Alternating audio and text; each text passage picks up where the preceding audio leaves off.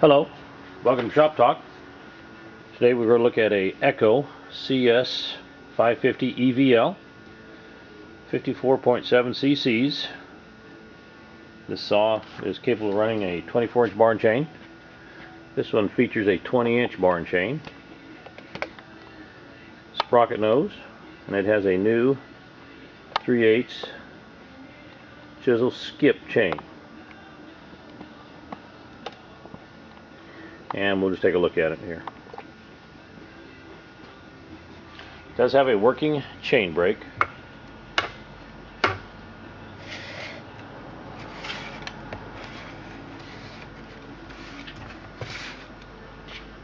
Good clean saw.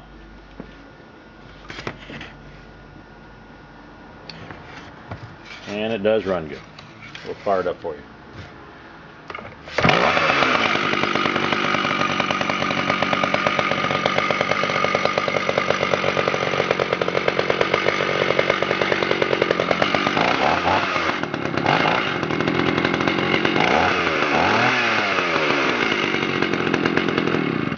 We'll go out to the log deck, make a cut with it.